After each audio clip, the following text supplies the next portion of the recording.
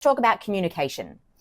How do you approach this during change? This is your superpower. I've absolutely seen you come into the company that we worked with together, and change a company who potentially weren't able to communicate from particular barriers that were in place, ways of working, strategy execution. How did you go about it from a communication perspective in that element of change? So communication is actually the heartbeat of your change. Mm-hmm. So I say communicate, communicate, communicate, communicate, communicate, communicate, which seems silly, but I said it 6 times, and you probably remember that. And that's because science has told us it takes 6 times for something to sink in. Beautiful. So it isn't just about saying the same message in the same way 6 times. It's about thinking of different ways to say it. It could be about email, which lots of people love email via change management, but I highly encourage you to do other things such as team meetings, one-on-ones, find change agents.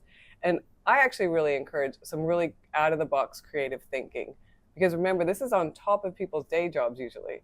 So I'm thinking of an example of a digital transformation where we were putting in a new system, which people were really worried about. So we had our least technologically adept senior leader pilot it for us. So he sat down and we said, you have 90 seconds to input what you need. Fantastic. Go. And we didn't give any background. And he went and he just looked, and it was so user-friendly. He finished it. And it was so funny to watch him on his user interface journey.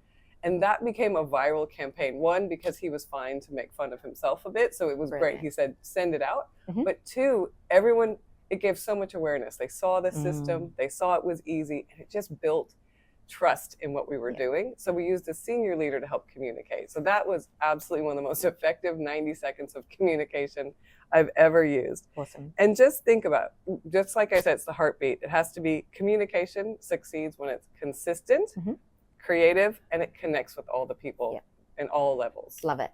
So couldn't agree with you more. I think using senior leaders as change agents to help you to implement change, like, brilliant. Absolutely consistency and no surprises. When we communicate a surprise or a big change that is coming to a team, and we do it in a way that dropping a email into, or an invite rather, into somebody's inbox as a surprise, knowing full well that we knew that it was coming, isn't great.